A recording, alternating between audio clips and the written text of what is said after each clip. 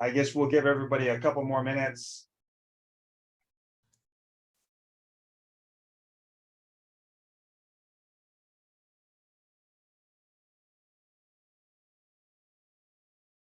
I know people are still trying to process the UVA law, so.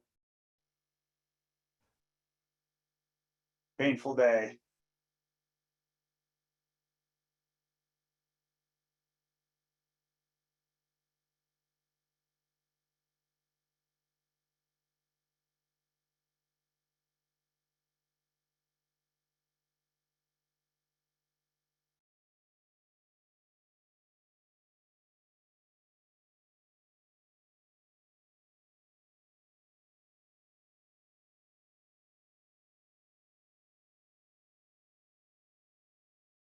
Sula told me he's on service right now and Dr. Mazimba can't make it.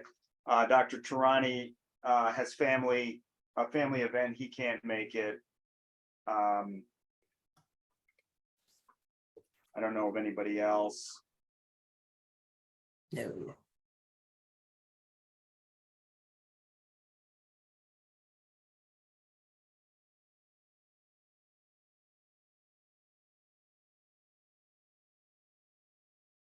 And in regards to the excused absences we have, I did modify our agenda a bit and Okay, cross some things out in red. right, that makes sense. So accordingly, I guess we'll go ahead and get started. I wanted to kind of focus this meeting as much as we can on the state in-person meeting in September and start to get some ideas from you all about how to structure that and what topics, speakers, and all of that. I'm excited to have an in-person meeting. So we'll need to, the planning starts really early, especially if we bring in outside speakers. We'll have to kind of get some of that going.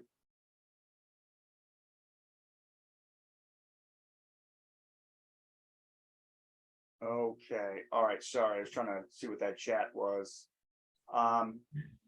Very good. So Sherry, you want to kick us off? Sure, absolutely. So if everyone received the minutes from last February, just if I can have a first and second or a motion to approve the minutes. It was just a quick summary. This is Ray, motion to approve. Sorry, I I will think second that. I think my internet connection is unstable. I'm sorry. But if I could we have a approval of the minutes from February? Ray just did and I seconded it. Okay, excellent. Thank you very much. All right, so moving on, we have our fabulous JOT forms. So if you want to go in the order that they were submitted, or let me know if you want to go in a particular order, Dr. O'Brien, but first, we have Northwestern. All right, yeah, let's start with Northwestern. And Nancy completed that form. Let's see if Nancy is with us today or anyone in that region. You may need to step. I don't think so unless I see, not to single anybody out.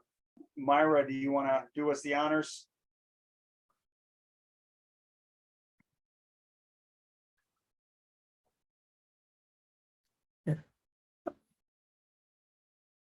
I thought she was off mute. She is We off can mute. go. My internet's doing weird things too, by the way. Yeah, I blame COVID on everything. Yeah, so let's skip down to Southern. Okay. All right, let me get to a format where I can actually see that. And I can zoom in also.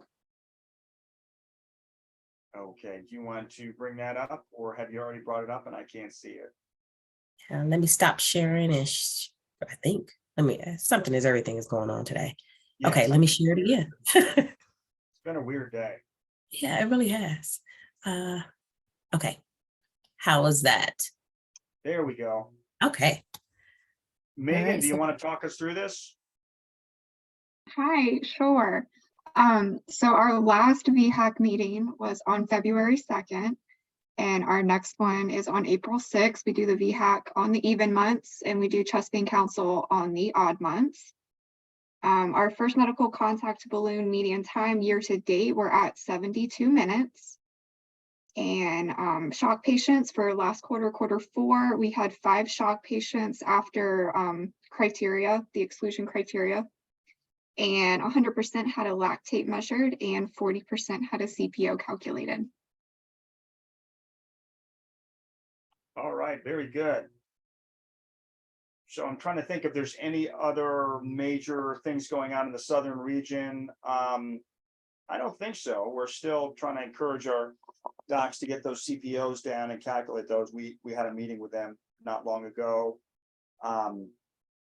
We had an ECMO meeting with the critical care docs in light of the recent trial that did not show any benefit. There's a Dutch trial and a Czech trial, and neither one has shown benefit for eCPR patients, but there are some flaws with the study, and it didn't achieve statistical significance. But I think in the Dutch study, their survival rates were 32 versus 22% in favor of getting people on ECMO. And I think that one of the conclusions we came to in the ECMO meeting was that it really depended on, a lot depended on how, number one, the criteria. In other words, being very intentional and selective about who was a candidate for that in terms of downtime, age, comorbidities, things of that sort. And then also first medical contact to pump time, which is supposed to be less than 60 minutes. In one of the trial, the median was 74 minutes. So I think, I don't think it's going to change what we do dramatically, except for those two things. In other words, I don't think we're going to deny our patients ECMO if they are the right candidate, but we're going to start to follow that FMC to pump time as closely as we follow our STEMI times. And I think this was kind of the upshot. We had a meeting with Dr. Renato and Dr. Cantos in the group in Central about ECMO protocols. So that may actually, now that I think about it, that might actually be a topic for the September meeting. So, but anyway, Megan, good work, and we will move on to the next region.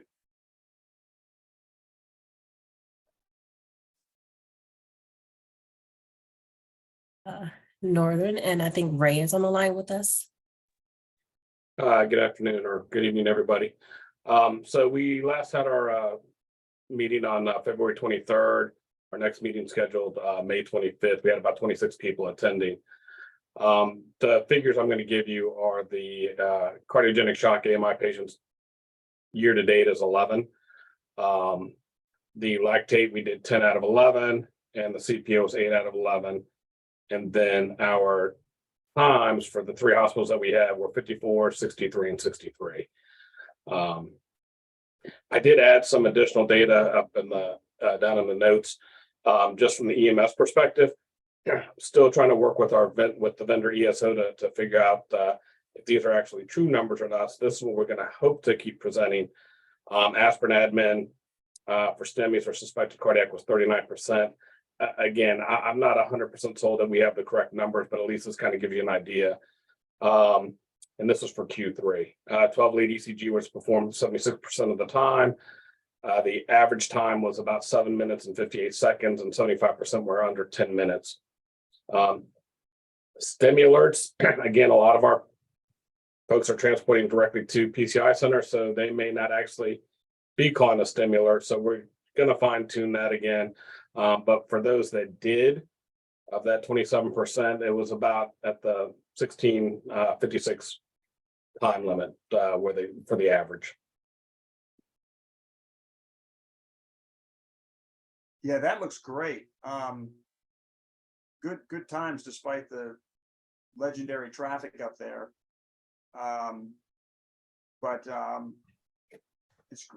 You're definitely doing better than we are with CPO. So that's good. I'm glad people are getting it done. Yeah, and kudos to Janae for getting us all, getting me the information. So I think we're kind of working through this process. Like I said, the ESO vendor, identify what criteria they're actually pulling the data from.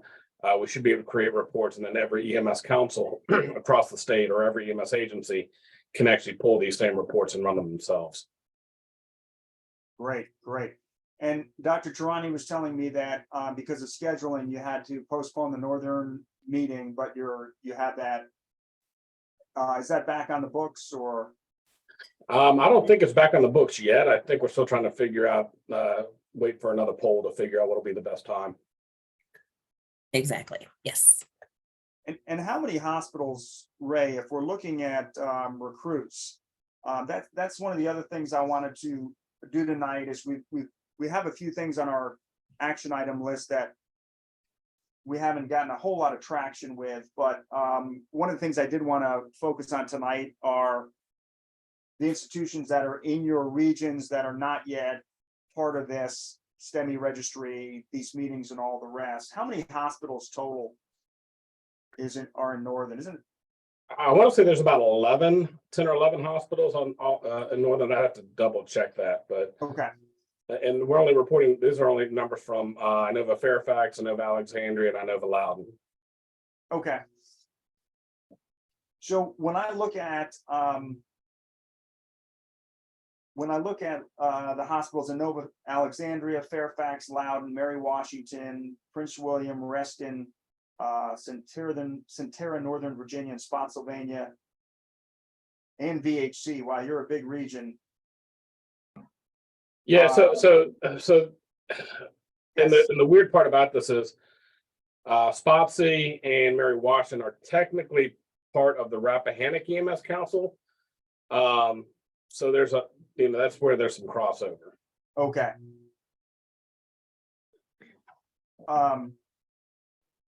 Eddie, Hey, when I look at the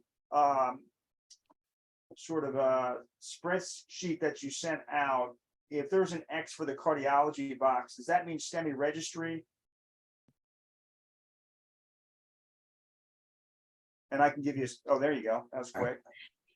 One of the others, some of them, like for instance, one of our sites that has an X there does not do the STEMI registry, but they are a CAF PCI member. But most of them with an X there are in the STEMI registry. Okay. So you've got, I mean, you have pretty good buy-in. I guess it's just a question, Ray, and we can talk to Benham about this too. It's just a question of how we get these folks to the table. Yeah, I think hopefully, because if I remember correctly, we're going to have representatives from all these other hospitals on that meeting. Wasn't that correct, Sherry? Or most of them? There's a few that were not on the list that Okay. are on this list. So I think he's wanted to start off small with 6, the major facilities. Yeah, and then we'll shame the rest into joining. Yeah. Good. Beg, Good shame, evening. This is Kat Moore. I represent Prince William Medical Center for the PCI. I'm currently Oh, great. working with Dr. Tahiri. I'm the new STEMI coordinator in that region. Cool. So, hey, this is Cindy. Do you all participate in the registry separately? Or is it like, everyone puts it into one area? Just curious. We participate separately from UVA. We have our own registry and we're actually PHAC, not VHAC. PHAC, Piedmont Community? No, primary heart attack certified. Okay. Certified by whom? The Joint Commission. Great. Okay, that is wonderful. So you're PHAC and BHAC now. We're PHAC. Yeah, no, I was just referring to Virginia Heart Attack Coalition, but in any event. Oh, okay, yes. And then we actually Yeah. have a name change. It's a We're dad no longer joke. Nuvant. We're UVA. Well, that's terrific. So, Eddie, just thinking out loud in terms of kind of approaching the centers that aren't on the STEMI registry yet, the same way we did with Central and Bon Secours. Any thoughts there, and any thoughts, Ray and Kat and other people, where the low-hanging fruit is? Our vision is to have all of those centers, a jot form that shows, every center, all the centers participating so that it's a truly regionalized STEMI system. Yeah, I think the meeting is going to be that first step to get us pushed that direction. We, from the EMS Council perspective, we try to get stroke data from all the stroke coordinators. And it's the process has gotten a little bit easier. So it's not just this that, crosses boundaries and it's hard to get information from, but we realize that everybody, a lot of everybody, has ancillary duties. If there was a way to just pull the report automatically, from one place, or at least create a form or create something, all they have to do is put in the dates. I think that would make things much easier on the coordinators. Sure. So we're talking to Reston right now via the HCA system, who is looking to get hopefully all of their PCI centers online in VCSQI. We've had some conversations with VHC, haven't gotten a whole lot of traction there. So any inroads we can make with them, I think via the SHOC Council or otherwise, I think would be helpful. UVA Prince William, I think would be a great candidate as well. And Kat, maybe we can have a conversation offline, but we would love to have you guys officially on board as well with VHAC VCSQI. Oh, absolutely.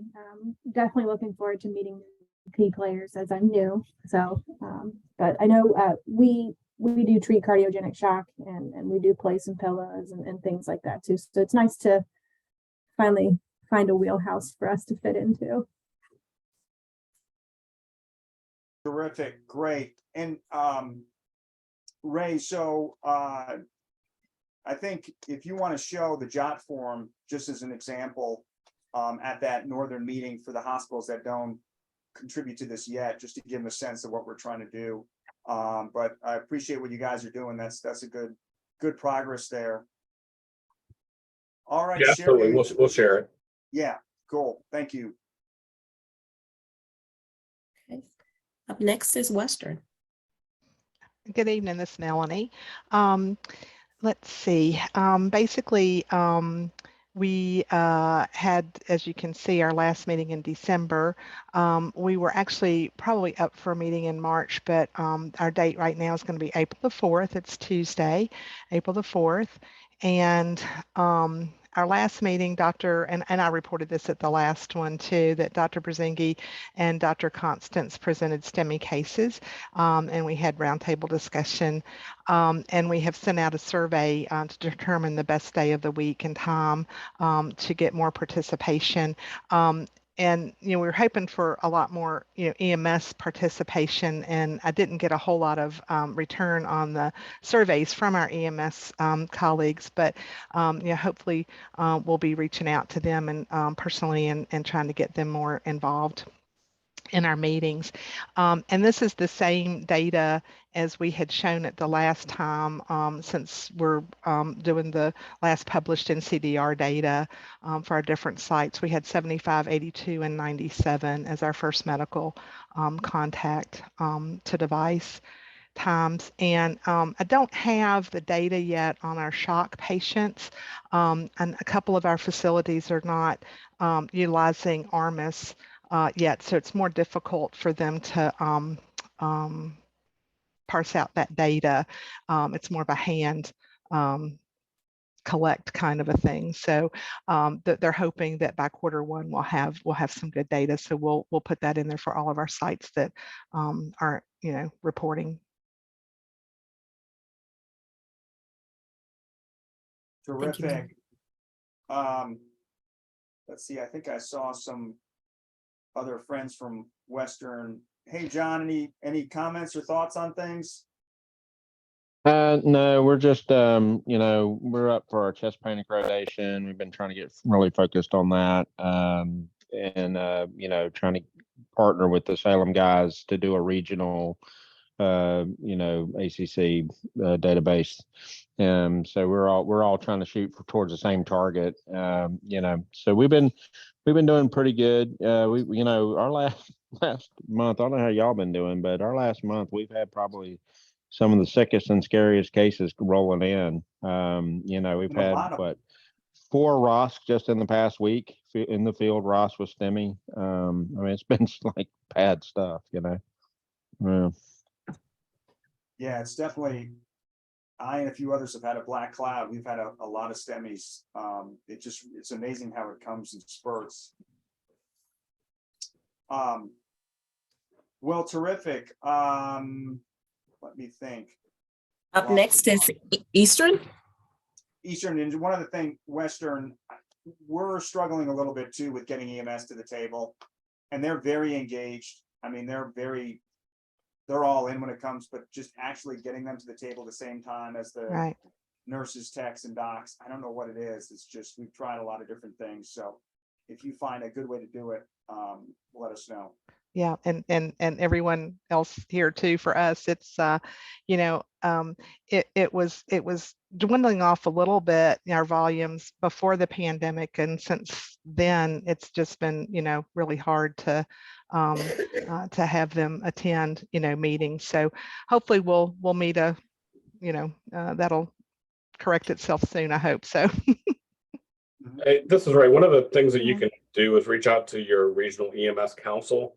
I can't guarantee that they will participate, but you know, much like us, they can give the overarching picture.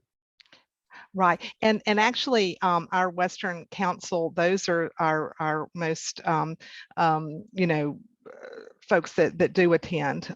We have Gene Dalton and Chris Christensen, and they're always very loyal about attending. It's some of the, you know, the crew that we would, and the battalion chiefs and such that, you know, had attended in the past that we were hoping would, you know, be able to come back again. So, but thank you for that. Yeah, and I've reached out to Gene at Western Region and Council, and they're just not sure either why, you know, we're just not getting the participation. We struggle with that too sometimes, getting folks to participate. Most of the time we get the majority of our fire and EMS agencies at our local meeting. But yeah, I recognize that can be a challenge at times. Yeah, thank you. Great, thanks, guys. Good work as always. And Eastern. Yeah, and actually someone had their hand up. I'm looking for who that person was. I think that was me. Okay. Oh, okay, great. So Eastern, Shelley chatted, Dr. Heiser will not be able to join him. Well, he'll be running late. There's no new updated data on VHAC yet, and they're trying to recruit more hospitals to participate in the regional meetings.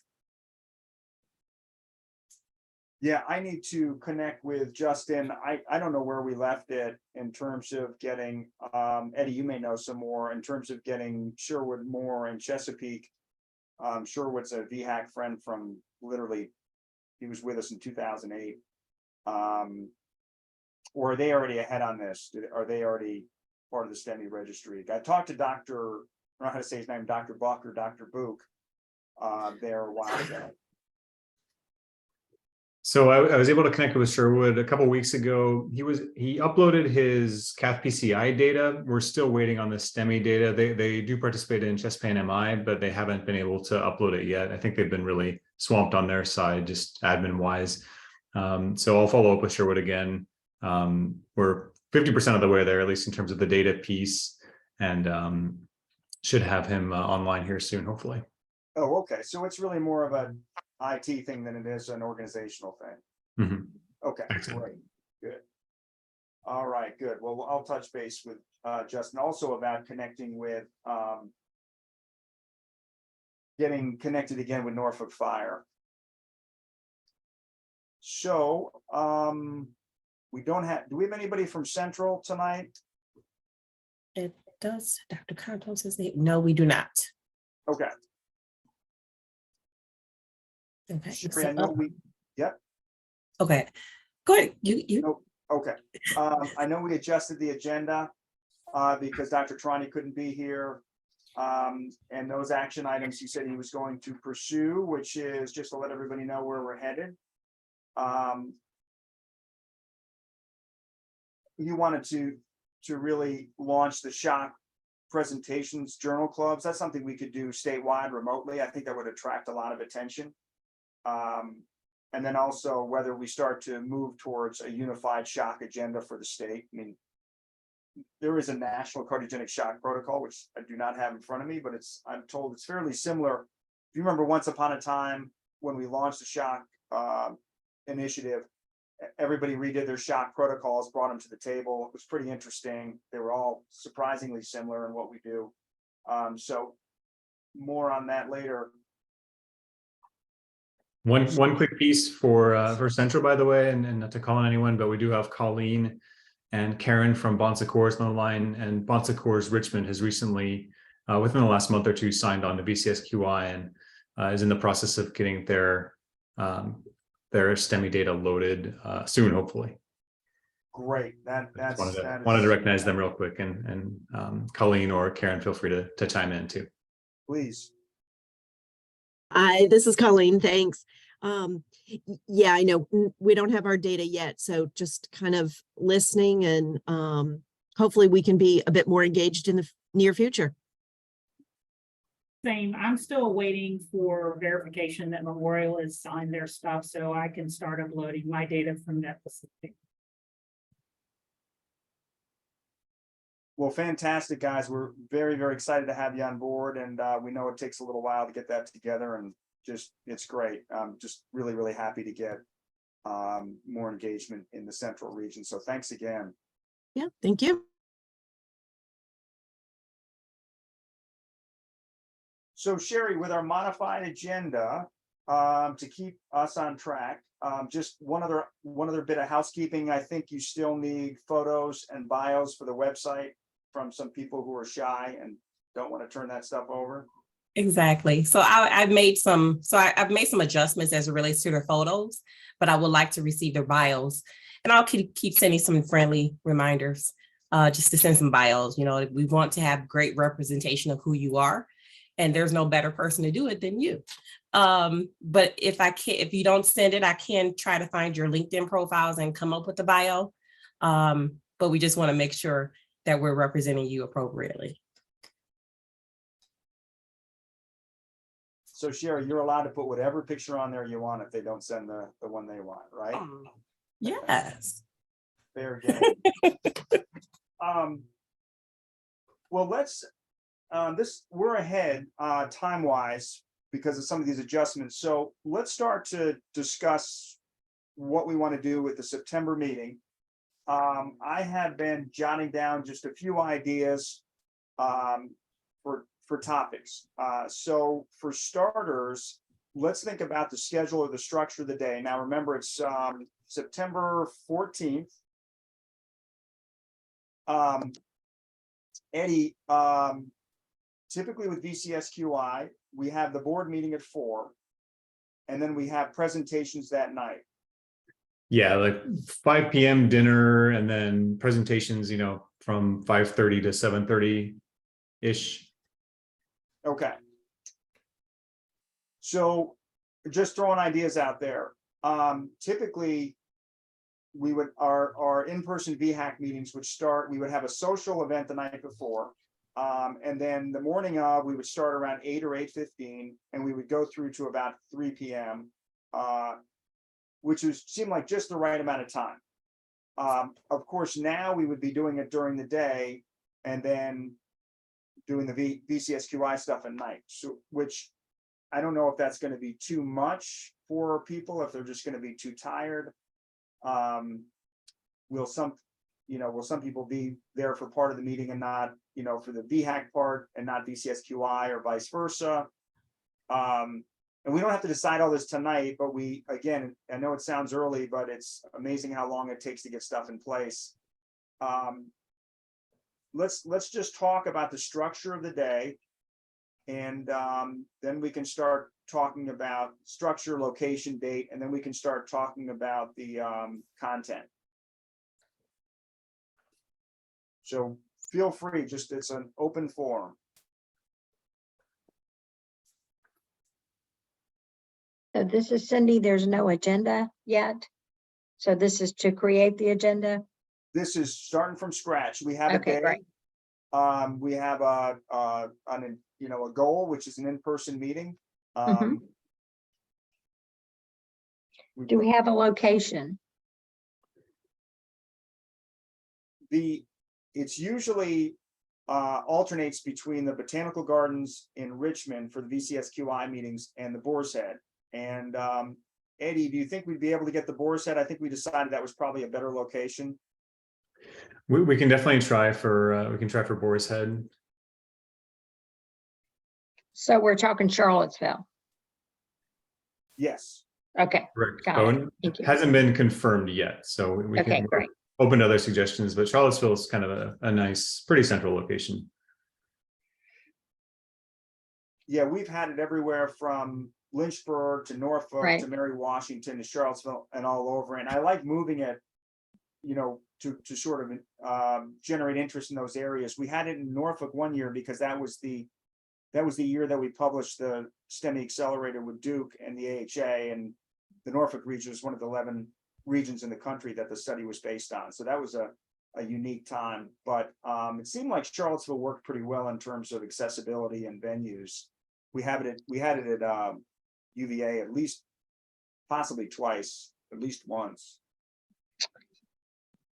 So I think since first medical contact to balloon is really what's on the radar now, should we put that as part of the agenda? Just talking about it, or someone can present on it? Just a thought. Yeah, I mean, I think yeah, so basically the way the meetings would run would you would have kind of academic or didactic talks, like you would feature something, but you would also have kind of almost like these calls, we do regional data, but it's in person and it's a little bit more in depth. So we have each region present. So, we could do that as an official talk, or we could do that as a, let's just pick one area that's working really well and say, okay, what do you guys do? From first call from 911 to finishing the case. We could do something like that. And so it'd be less, I think, I don't know that there's been a lot more data or studies that have come out recently. Go ahead. For Yeah, I don't sharing. know.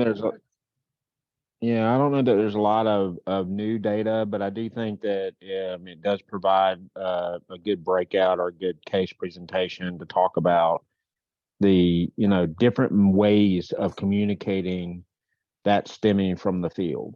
And I think it's, I would agree, sharing best practices. Yeah. Yeah, exactly. Mm-hmm. Definitely would agree with that. So case presentation and then sharing best practices. And what I thought was cool years ago when this is a couple years before VHAC started with the RACE project, Duke would host their emergency cardiac meeting, and they would show a case that went really well and a case that went really poorly. A case where everybody's there firing on all cylinders and your FMC to balloon time's like 45 minutes. And then a case where something broke in the system and you had a much longer time. So that's just start thinking. Yeah, I about agree. I agree. I think that that juxtaposition is really good, because it really helps drive home the importance of that. So I agree with that kind of a model. I think that'd be really good. Cool.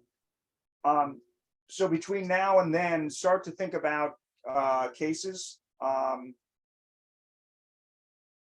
I don't want to put you on the spot, but would you be interested in doing that? Yeah, sure. We can do that. We have some really remarkable cases, because of the Pulsera device and everything we've been doing. And then we've got some times where EMS refused to use it and things didn't quite turn out so good.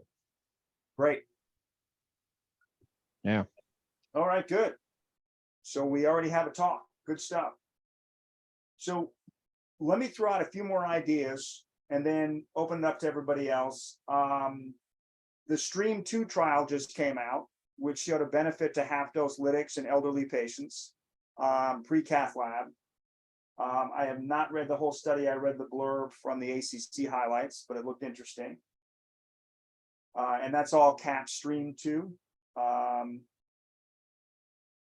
We could talk about ECMO. We could talk about EMS engagement, sort of the current state of EMS. And I sort of thought of this when I was hearing some of the struggles of getting EMS engaged. And I know that in the Blue Ridge EMS region, they have struggled with hiring and staffing and retention really since COVID. I think, Pete, I think that's a great idea, re-engagement of EMS. Yeah. Ray, what do you think? I think that's a good idea. I'm just trying to picture it in my head. To get paramedics in the field, especially for the career agencies, is been a huge recruitment nightmare, and that continues, much like most public safety organizations. I think that's a great idea because across the spectrum, in any health area, there's EMS shortage, and as long as it is within the hospital area. So that would be certainly an interesting topic, I think. I mean, it could be everything from how do you hire, retain, engage EMS to how do you deal with EMS burnout and mental health issues. I know they were like a lot of people in healthcare, but I'm thinking about EMS right now. They were definitely affected. Would definitely agree with that. Yeah, I mean, the one thing that the legislature just did, well, they did, but it's on the governor's desk. I don't know that he signed it yet. It's basically finally made EMS an essential service, which it was not before. Do you think we could get the governor to speak at this? Just a thought, Pete. I mean, we got the health secretary because it was Dan, but you know, we could ask for a representative, if not the I would bet we couldn't get the governor, but we could always, so we could certainly explore it. Yeah. Yeah, I mean, and the Office of EMS, staff, might have somebody that they could send as well. That, I don't, if the governor can't do it. So, Ray, do you mind, is Scott Winston still the chief there? Scott Winston's still the number 2. So Gary Brown's still the director. Scott is the assistant director, and then Adam Harold is the associate director. That's right. Do you, so we could reach out to them. We could see if they have a representative. We could think about any national speakers. I know I haven't been in a few years, but when I used to go to the EMS meetings in Norfolk in November, they would just bring in these amazing EMS speakers who would speak on just a range of topics. Whether there is somebody that's kind of a nationally renowned speaker that could speak to EMS challenges, everything we're talking about. Okay, Adam, gotcha, thanks. And or we do that and then have we have a round table.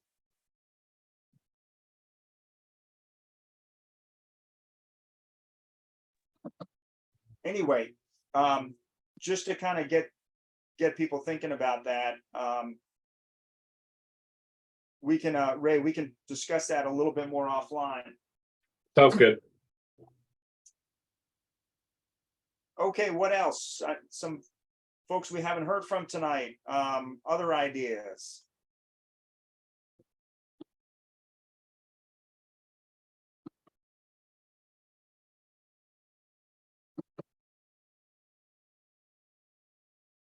I'm scrolling the list to see who I need to call on.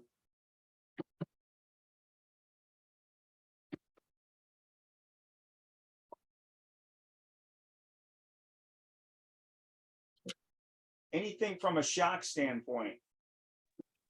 Well, yeah, Pete, I was just thinking about the shock, particularly for some of our smaller programs, including my own, it would be helpful to have sort of nuts and bolts of how to, set up and educate for Impella and connecting in with the ECMO team, kind of some type of a, kind of leadership talk around, this is what you have to do to kind of get the nuts and bolts and pieces in place. You know, because I've done Impella a lot of different places.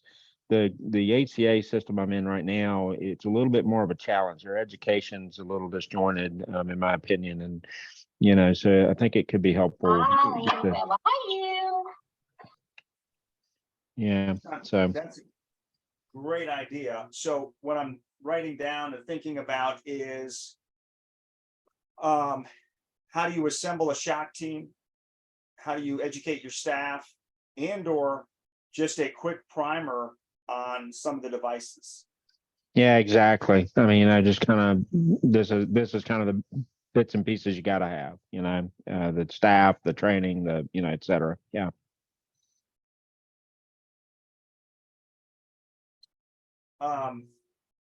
Good, good. Maybe maybe since Dr. Tarani's not here, we'll give him that topic.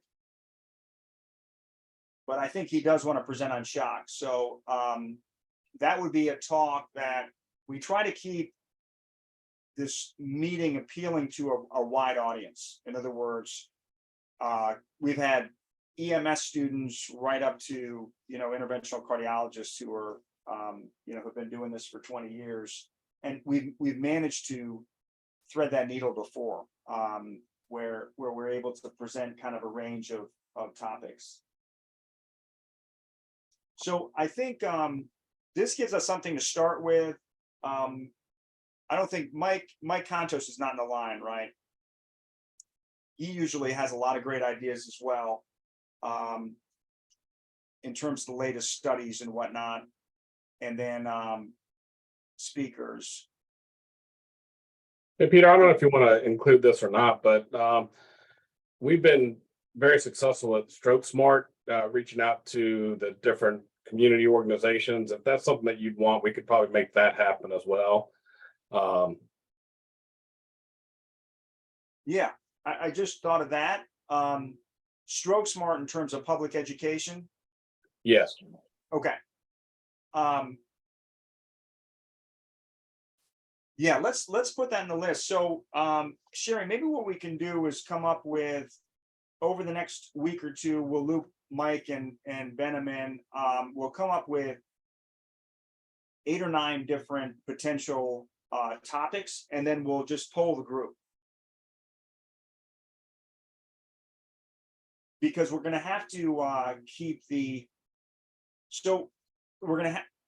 it's the kind of meeting where you really have to stay on time, and we try to keep the talks relatively short, so there's time for discussion, interaction, everything else. So a lot of these talks will be 20 minutes, and then oftentimes we'll finish with a roundtable, kind of the ask them anything sort of experts panel. Do we feel like we're okay with a day-long meeting, kind of getting out early and then transition to VCS QI meeting? I'm just trying to think of how to do it.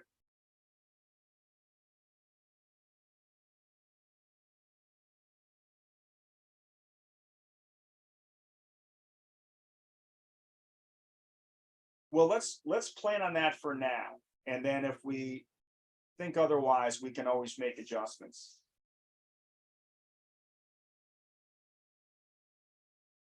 Okay, I think we're going to wrap up early tonight. Any other thoughts about the state meeting or anything else? Dr. O'Brien, you did want to talk about the ideal of doing the demonstrational Pulsera at the regional meeting. Yes, we did. What do people think? We're not usually, and I made the suggestion, but we're often a little careful with industry. I mean, we have gotten industry support, but we're usually not heavily. Go ahead. I'm sorry, y'all cut out which company are you talking about? So whether we should have a presentation by Pulsera at the meeting. Well, here's the thing. So, I mean, the case I'm going to present is using their technology. Okay. Right. So, I mean, if you want them to go into more detail about it, I mean, it's changed our door to balloon time. Yeah, so I kind of leave it up to y'all whether you want to have industry put into it. I'm certainly not adverse to it. I think they can answer questions I'm not going to be able to answer that Yeah. people are going to have. You know what I mean? But basically, what I'm going to end up presenting is, probably our best Pulsera case, and then case where we didn't use it and damn well we wish we had. Sure. And there's an EMS component into Pulsera as well, so. Yeah, Tide- exactly. Tidewater- exactly. So Yeah. Well, yeah. Let me reach out to Forrest Winslow, who used to be our most active VHAC member down in the state, and also was the leader in the eastern region. Let me reach out to Forrest if he's still with Pulsera. He is. Okay.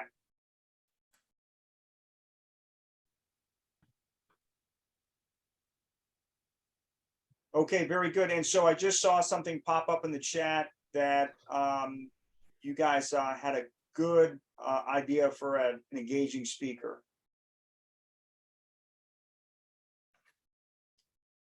Yes, I've seen and heard Bob Page speak many times, and he is nationally recognized. The state of Virginia was, I don't know how they got him in the Office of EMS, but they scored a big win when they did.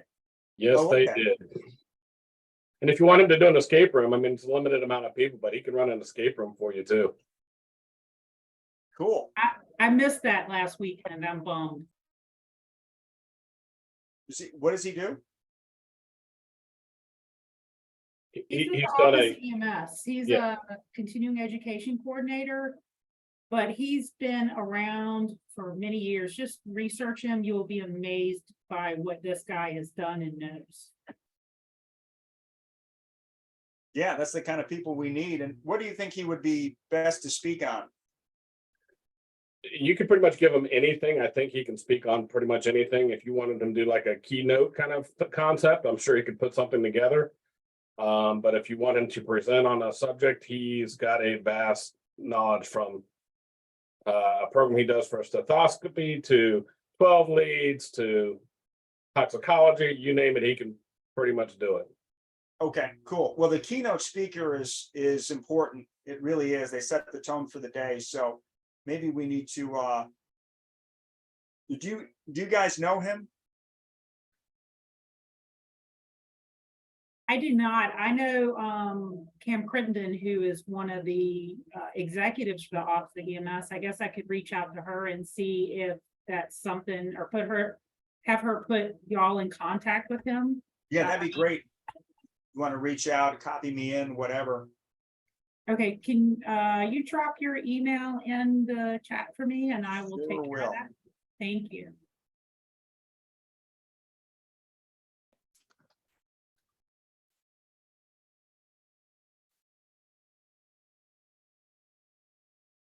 Okay, terrific. Eddie, I think you and I and Sherry can talk offline about one of the other action items we've been kicking around, which is marketing. And we were going to come up with a standard presentation, marketing, cover letter, all that. So just to keep that on the radar. I don't have anything else. We've got time if there's anything else to discuss. If not, we can give you back part of your evening.